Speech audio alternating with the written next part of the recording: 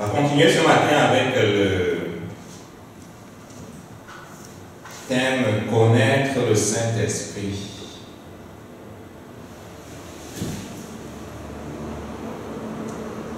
On parlera spécifiquement de son empreinte dans l'œuvre de Dieu. La dernière fois, on s'est posé la question à propos du Saint-Esprit, est-ce une puissance ou bien un être spirituel, une personne? Le 35 minutes nous fait un petit rappel du message dernier message. On a dit plusieurs fois que ce que l'on croit à propos d'une personne va déterminer la nature et même la qualité des relations que l'on a avec cette personne-là. En définitive, cela va faire en sorte que l'on soit ou capable de recevoir des choses de celle-ci ou pas du tout. On a vu que cette vérité s'appliquait à Dieu le Père, à Jésus et aussi au Saint-Esprit. Donc, si vous ne voyez pas le Saint-Esprit dans toute la dimension que Dieu a choisie de le révéler à l'Église, vous ne serez pas capable de recevoir ce que le Saint-Esprit veut vous donner. Amen. Et pour faire une petite parenthèse à propos de la dernière fois, quand on dit ce que le Saint-Esprit veut nous donner, je dirais que il faut comprendre que Dieu nous a déjà donné. Il nous a donné tout ce qui contribue à la vie, à la piété par Jésus-Christ. Il a donné et on doit posséder ce qu'il a donné ou bien recevoir ce qu'il a donné. Et donc le Saint-Esprit est là pour nous aider à posséder ce qu'il a déjà donné. Est-ce qu'on comprend ça? Donc, quand je dis que le Saint-Esprit a des choses à nous donner, cela ne contredit pas l'autre vérité de la Bible qui dit qu'il nous a déjà donné. Parce que le Saint-Esprit veut nous donner la révélation qu'il nous a déjà donnée. Et nous donner la révélation que l'intimité avec lui qui règne dans le monde sur l'Église a pour ordre de nous faire posséder ce que Dieu a déjà donné. Amen. C'est un changement de perspective. Et ça change même ta façon de prier que de savoir qu'il l'a déjà donné. Amen. Tu ne fatigues pas dire qu'il donne, mais tu dis simplement de te donner la révélation. Oui, s'il y a quelque chose qui donne, c'est la révélation de ce que tu dois faire pour posséder. Je vais fermer la parenthèse. Plusieurs chefs religieux et tout dans les rappels juifs n'ont pas reconnu Jean comme étant un envoyé de Dieu. Dans la parole, il est présenté comme la voix de celui qui crie dans le désert. Il est présenté comme l'Élie qui doit venir. Il est présenté par Jésus-Christ, même comme plus grand que tous ceux qui sont nés d'une femme. Mais les Juifs et les chefs religieux, pour la plupart, ont rejeté complètement son ministère parce que son message était complètement étranger à leur religion, à toute leur tradition, à tout leur système.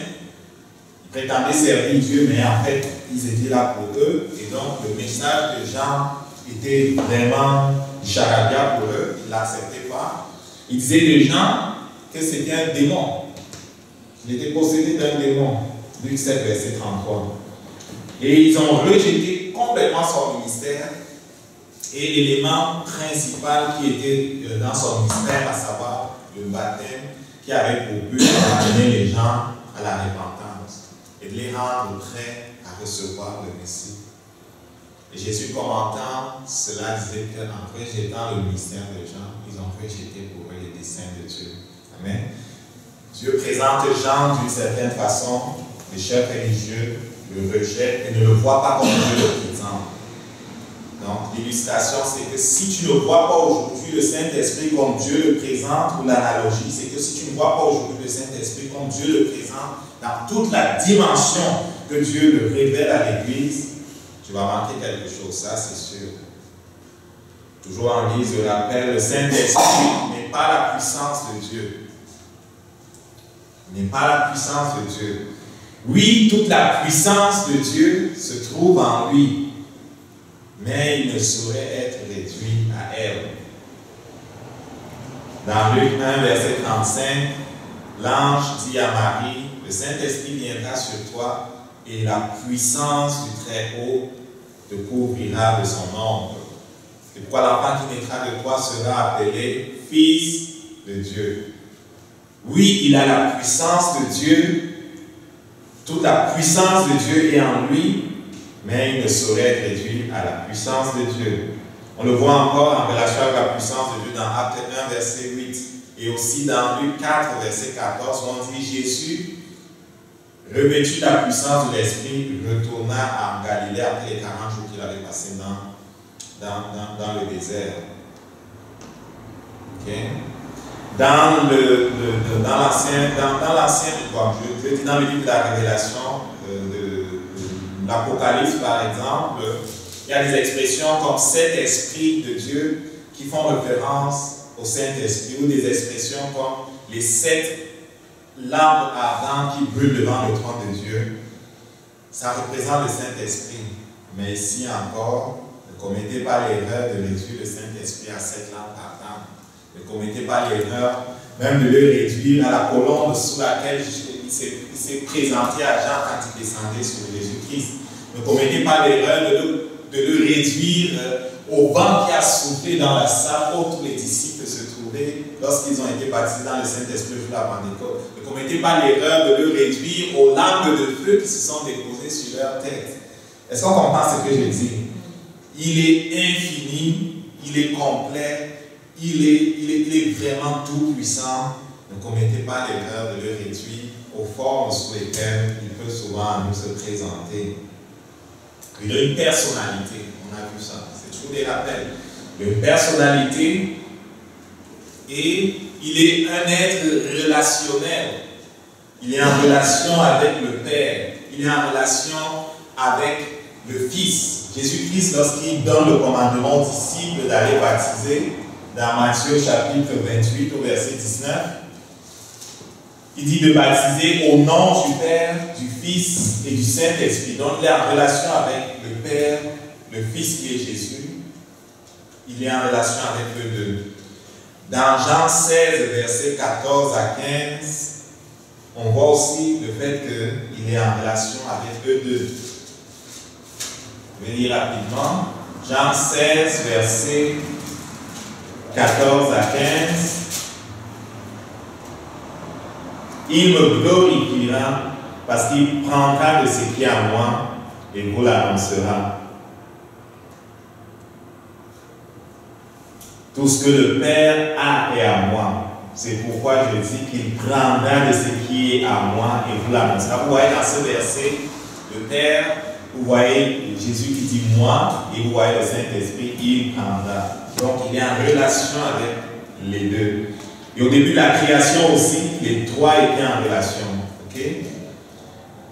Il est en relation avec les chrétiens. Le Saint-Esprit est en toi. Okay? Acte 15, verset 28. Acte 15, verset 28.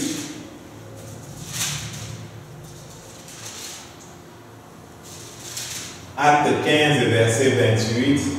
Car il a paru bon au Saint-Esprit et à nous de ne pas vous imposer d'autres charges que ce qui est nécessaire. Ça,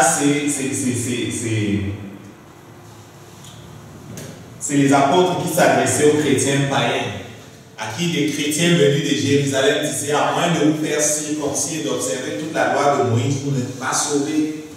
Oubliez ce qu'on vous a donné comme message, ce n'est pas un bon message, vous avez besoin d'observer toute la loi de Moïse.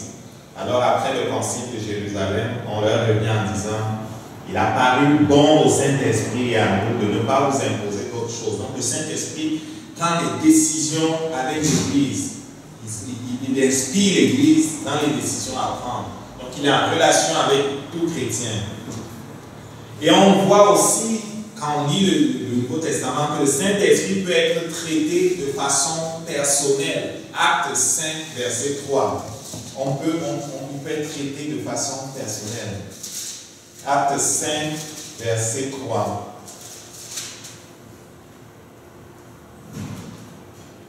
Pierre lui dit, ça c'est Ananias, ils sont allés vendre leurs champs et venir mentir sur le prix. Ils n'étaient pas obligés de faire un don, mais ils ont fait un don et on leur pose la question, ils mentent sur le don qu'ils sont en train de faire. Et on dit, Ananias, pourquoi Satan a-t-il rempli ton cœur au point où tu mentes au Saint-Esprit et que tu aies retenu une partie du prix du champ? S'il n'avait pas été vendu, ne te restait-il pas? Et après qu'il ait été vendu, le prix n'était-il pas à ta disposition? Comment as-tu pu mettre dans ton cœur un pareil dessein? Si c'était qu'une simple puissance, ou simplement du vent, ou simplement du feu, ou simplement les 7 chandelles qui sont devant le Père, symboliquement dans Apocalypse 5, c'est qu'on ne parlerait pas de lui en ces termes. Il dit, tu mens au Saint-Esprit. Amen. Donc il est en relation avec le Père, le Fils, et il est en relation avec les chrétiens. Il prend les décisions avec lui, il nous conseille. Et ici on dit, comment ça se fait que tu t'amuses à lui, à le challenger et même à le mentir, à raconter des histoires. Il a des caractéristiques personnelles, il est sage. Isaïe 11, verset 2. Éphésiens 1, verset 17 aussi parle de Saint-Esprit comme étant sage. Et il peut expérimenter des émotions. Dans Éphésiens 4, verset 30, Éphésiens 4, verset 30, Éphésiens 4, verset 30, n'attristez pas le Saint-Esprit de Dieu, par lequel vous avez été scellés pour le jour de la rédemption. Si ce n'était qu'une puissance ou quelque chose d'impersonnel, on ne parlerait pas de lui en ces termes-là. Il enseigne dans Luc 12, verset 12. Il enseigne, Luc 12, verset 12. 1 Corinthiens 2, verset 13. Il rend témoignage, vous vous rappelez de ce verset-là, Romains 8, verset 26. Il intercède, acte 20, verset 23. Il avertit, il parle de Samuel 23, verset 2, acte 8, verset 29. Les versets sont abondants. Il écoute. Jean 16, verset 13. Il dit qu'il entend de ce qui est prononcé dans la présence de Dieu et puis il nous dit ça. Il prend ce qu'il a régi et puis il nous donne. Il connaît. 1 Corinthiens 2, verset 11. Amen. Donc le Saint-Esprit, c'est une personne. Et on parlera plus tard des manifestations du Saint-Esprit dont il est question dans 1 Corinthiens 12, à partir du verset 8 jusqu'au verset 10. Amen. Donc c'est une personne. Une personne que nous, qui sommes les disciples de Jésus-Christ, qui sont comme les petits frères de Jésus-Christ, on doit apprendre à connaître parce que Jésus-Christ n'a rien fait sans le Saint-Esprit. Ce matin, on veut regarder son empreinte dans l'œuvre de Dieu. Le Saint-Esprit est partout. Il est partout. Si tu es sérieux à propos de Dieu, tu dois vraiment le connaître et réaliser que Dieu ne fait rien sans son Esprit. Amen. Père, nous te supplions que ton Esprit ce matin agisse encore au milieu de nous. Saint-Esprit, nous saluons ta présence. Nous savons que ton amour pour nous est éternel. Tu ne nous quittes pas. Tu as fait la promesse de ne pas nous abandonner. Oui, nous pouvons t'attrister, mais tu as fait la promesse de ne pas nous abandonner. Parce que tu es venu pour nous. Jésus a payé le prix de notre rachat. Et nous appartenons plus, nous appartenons au royaume de Dieu. Et parce que nous sommes du royaume de Dieu, tu es venu à nous. Nous te bénissons. Enseigne-nous encore ce matin. Enseigne-nous encore ce matin. Scelle-toi tes paroles dans notre cœur. Nous ne voulons pas que l'ennemi qui vole vienne dérober, Seigneur, ce que tu veux placer dans nos cœurs. Que les soucis de ce monde ne viennent pas nous voler ce qui nous appartient. Sois le maître encore ce matin, au nom de Jésus. Amen. Son empreinte dans l'œuvre de Dieu. Dès le départ, on le voit, au moment de la création, on le voit présent. Genèse 1, verset 2. Je vais le lire, je peux le citer, mais je préfère le lire. Si tu as ta Bible, ouvre aussi, regarde. Au verset 1, on dit, au commencement, Dieu créa les cieux et la terre. Genèse 1, 1. Au verset 2, la terre était informe et vide. Il y avait des ténèbres à la surface de l'abîme. Et l'Esprit de Dieu se mouvait au-dessus des eaux. Donc, dès le départ, le Saint-Esprit est là.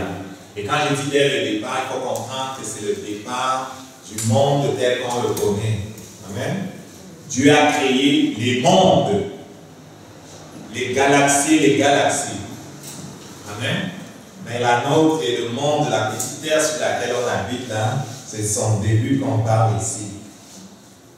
Amen. Petite parenthèse, si elle était informe, je l'ai souvent dit, elle était informe parce que c'est lui qui a été le maître de louange au ciel, avait été catapulté hors du ciel. Il s'est fracassé sur la terre, qui était avant, belle comme les autres planètes, qui était devenue informe parce que c'était tout un cataclysme quand il est tombé avec le ciel des anges qui avaient été déchus. Les ténèbres, ce n'est pas l'absence de lumière parce que Dieu est lumière. Les ténèbres, c'est l'absence de Dieu parce que Satan était là avec ses gens. Et c'est de ces ténèbres dont il est question. Et quand Dieu au verset 3 dit que la lumière soit, c'est une façon de chasser Satan. De l'expulser de cet endroit que Dieu voulait comme reformer pour nous. Je referme la parenthèse, ce n'est pas le but. Mais avant que tu le prononces cette parole, que la lumière soit, c'est bien de voir que le Saint-Esprit était là. Dieu ne fait rien sans le Saint-Esprit. Le Saint-Esprit a enveloppé la terre. Et c'est parce que le Saint-Esprit était là que Dieu a pu dire que la lumière soit et qu'il y ait eu l'effet que Dieu a voulu, à savoir Satan reprojeté hors de la dimension où il était pour que Dieu reprenne la possession de la terre pour la reformer en vue qu'Adam y habitait là-dessus. Amen. Dans Job 33, verset 4 et dans le Psaume 104, verset 30, on voit aussi comment il est là à la création, au début de tout. Il est très actif. Psaume 104, verset 30. Psaume 104, verset 30. Il y a beaucoup de versets aujourd'hui là.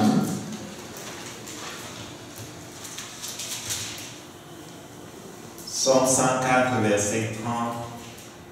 Tu envoies ton esprit, ils sont créés. Tu envoies ton esprit, ils sont créés. Dieu ne crée rien sans le Saint-Esprit. C'est par le Saint-Esprit qu'il a créé toutes choses. Et le Saint-Esprit, c'est une personne. Amen. La pleine révélation de tout ça, on l'aura vraiment dans le ciel. On doit comprendre que c'est une personne à travers qui Dieu est passé pour créer toutes choses. La puissance de Dieu qui est en lui. Mais ce n'est pas le petit frère de Jésus, mais c'est vraiment une autre personne qui vit dans l'unité avec le Père et qui agit dans la cohésion avec Jésus-Christ et le Père pour amener leur dessein au bout, pour faire arriver les choses. Le Saint-Esprit, il est présent partout. Psaume 139, verset 7.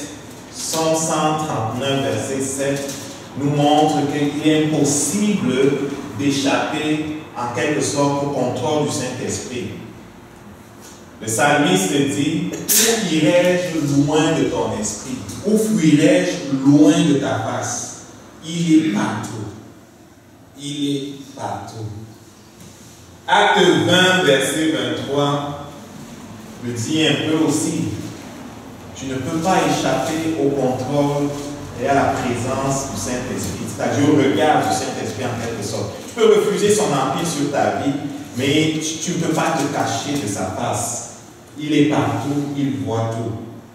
Acte 20, verset 23 dit: seulement de ville en ville, l'Esprit Saint m'avertit que des liens et des tribulations m'attendent. C'est Paul qui parle à partir du verset 20. Paul rencontre les anciens d'Éphèse à Milet. C'est la fin de sa mission. Là, il s'en retourne à Jérusalem. Il va être saisi pour être envoyé à Rome après. Il dit à partir du verset 22, « Voici maintenant, lié par l'Esprit, je vais à Jérusalem, ne sachant pas ce qui m'y arrive. » Au verset 23, « Seulement de ville en ville, l'Esprit Saint m'avertit. » Donc le Saint-Esprit n'est pas limité à un lieu, il n'est pas limité à une place, il est partout. Il est dans toutes les villes, il est partout, il n'est pas limité.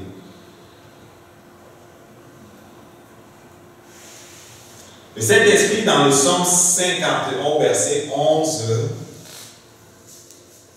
est mis en relation avec la présence de Dieu. Lorsqu'on parle de la présence de Dieu qui se manifeste, soit même dans nos réunions ou dans ta maison ou partout, il faut comprendre que Dieu il est assis dans le ciel. Et s'il a à se manifester quelque part, c'est par son esprit qui est sur la terre. Donc la présence de Dieu dont on parle, souvent dans nos réunions ou bien dans nos vies personnelles, ou qui est fait référence dans le Psaume 51, verset 11, là, c'est du Saint-Esprit qu'il est question. Psaume 51, verset 11, pour qu'on voit de quoi je parle. Psaume 51, verset 11.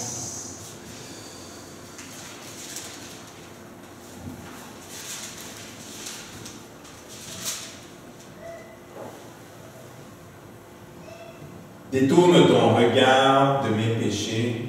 Non, efface. Non, sans.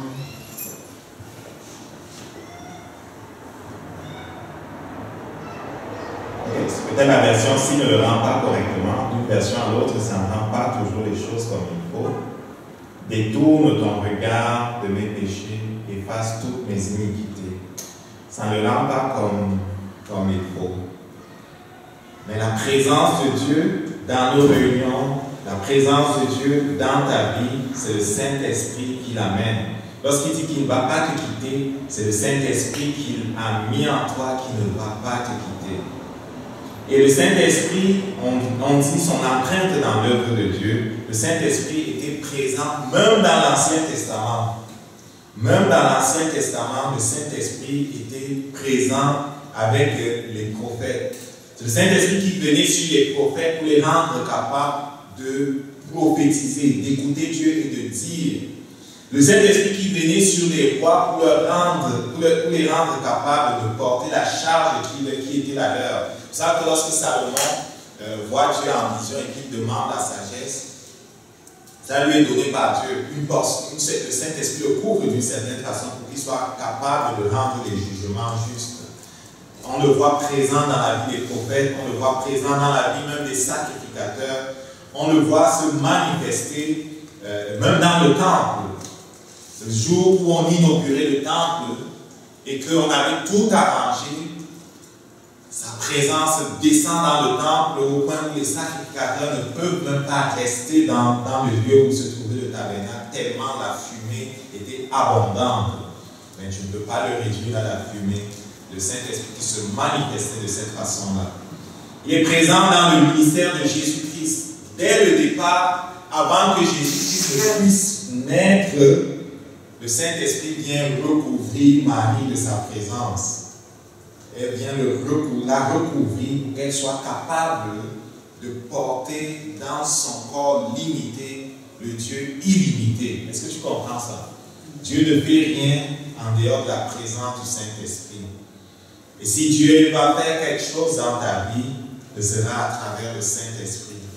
Et pour que l'œuvre de Dieu dans ta vie soit parfaite, il faut que tu connaisses parfaitement le Saint-Esprit. Jésus-Christ n'a rien fait comme miracle avant que le Saint-Esprit ne vienne sur lui. Il n'a pas commencé son ministère public avant que le Saint-Esprit ne vienne sur lui le oindre. Amen. Pour les disciples, c'était la même chose.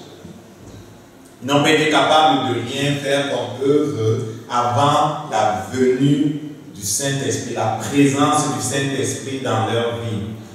Dans Jean 14, versets 16 à 17, c'est Jésus qui parle. pour encourager les disciples qui s'inquiétaient de ce qu'ils partaient. Jean 14, versets 16 à 17, Jésus parle.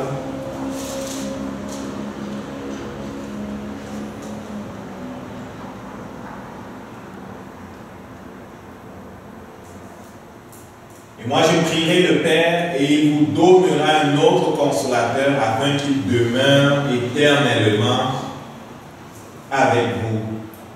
L'Esprit de vérité que le monde ne peut recevoir parce qu'il ne le voit point et ne le connaît point, mais vous, vous le connaissez car il demeure avec vous, il sera en vous. Et les disciples de Jésus-Christ, avant la venue du Saint-Esprit, n'ont pas été capables de faire quoi que ce soit. Mais avec sa présence, ils ont été capables de faire exactement comme Jésus. La présence du Saint-Esprit dans l'Église, ou même dans le monde, apporte à ceux qui ne connaissent pas la conviction du péché. C'est lui qui convainc de péché. Lorsque tu prêches l'Évangile, c'est lui qui touche le cœur des gens. Ce n'est pas les mots, les phrases bien formées qui touchent les gens. Beaucoup, lorsqu'ils ont à porter un message ou à parler, ils vont le faire de façon très compliquée. Ce n'est pas ça qui touche les gens. On ne veut pas toucher l'intelligence des gens, on veut toucher leur esprit. Or, pour toucher l'esprit des gens ou le cœur des gens, c'est par le Saint-Esprit que ça se fait. C'est lui qui donne la direction. Acte 13, verset 2. C'est lui qui donne la direction, non seulement à l'Église, mais à toi, chrétien. C'est lui qui donne la direction. Acte 13, verset 2. Acte 13, verset 2. Pendant qu'ils servaient le Seigneur dans leur ministère et qu'ils jeûnaient, le Saint-Esprit dit, mettez-moi à part Barnabas et Saul pour l'œuvre à laquelle je les ai appelés. Donc c'est lui qui donne la direction. Le Saint-Esprit de la même façon aspire à te parler pour te donner la direction, la clarté là où il manque de lumière.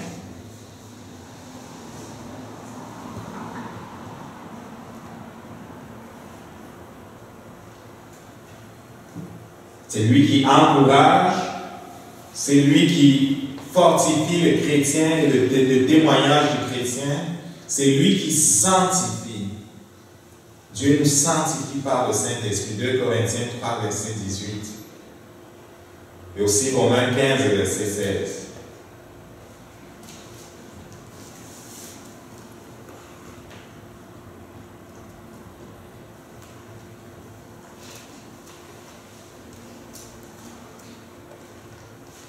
Si le Saint-Esprit est celui par qui Dieu fait toutes choses, non seulement dans l'Église, mais aussi dans nos vies, quelle devrait être notre attitude vis-à-vis de lui?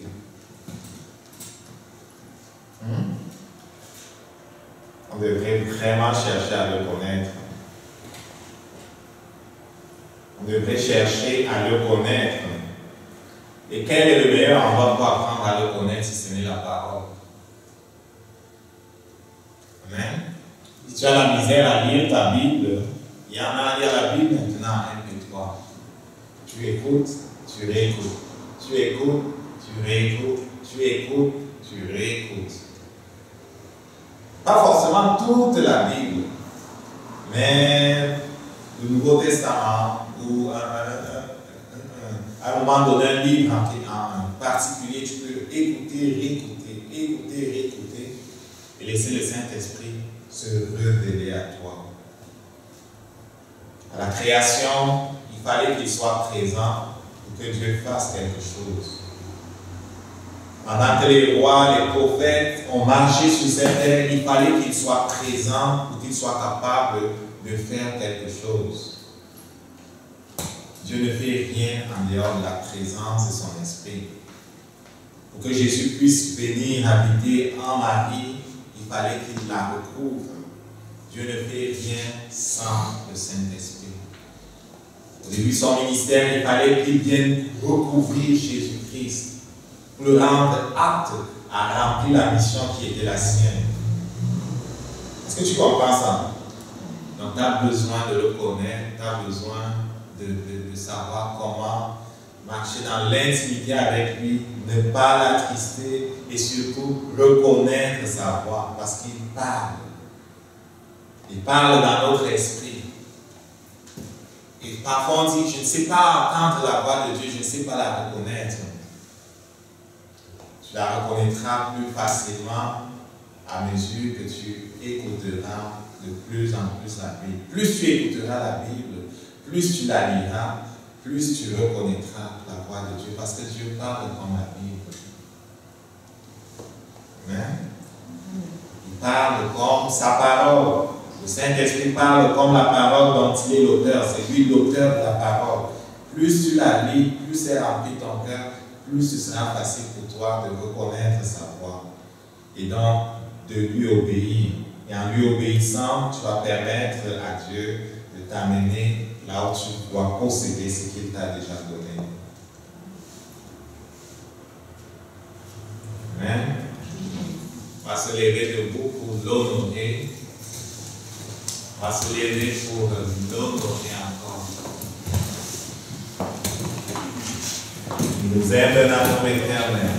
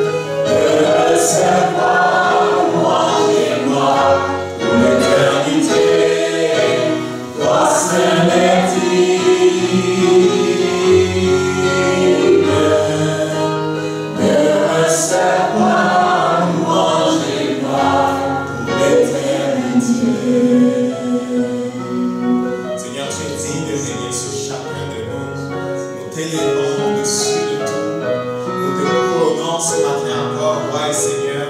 Saint-Esprit, nous accueillons ton ministère au milieu de nous. Nous ne voulons pas te limiter. Nous te demandons pardon là où nous t'avons offensé, attristé. Nous sommes opposés à toi par nos attitudes, par notre attachement à notre vie passée, à nos habitudes dont tu veux nous départir. Nous soumettons à toi ce matin, Saint-Esprit. Règne sur nous. Règne sur nous. Règne sur nous. Règne sur nous. Au nom de Jésus. Au nom de Jésus.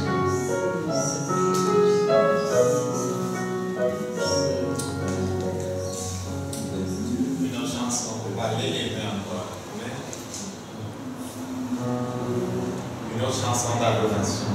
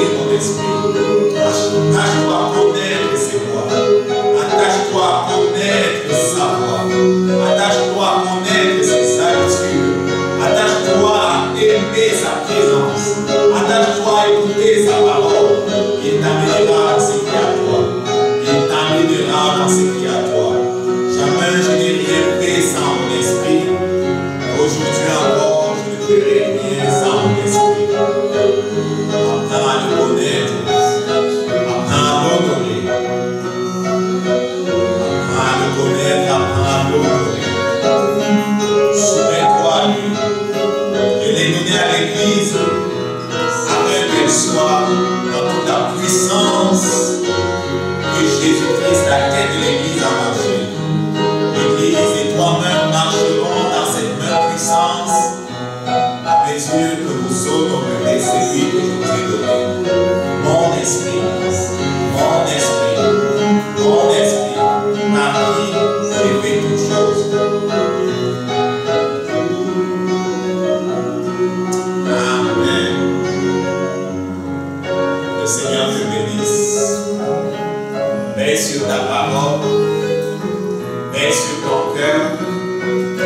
sur ta communion avec Dieu. Influence le monde pour Dieu. Ne te lâche pas de partager ce qu'il te donne. Ne te lâche pas de réfléchir à comment influencer le monde pour lui. Ne te lâche pas de rester dans sa présence. Amen. Oui, c'est possible de travailler, de faire des choses en étant dans sa présence. C'est possible. Amen. C'est possible. Je le fais à tous les jours. C'est possible. Que le Seigneur te bénisse. On se revoit dimanche. Ça va commencer à 10h toujours, mais on vient un peu plus tôt pour l'installation.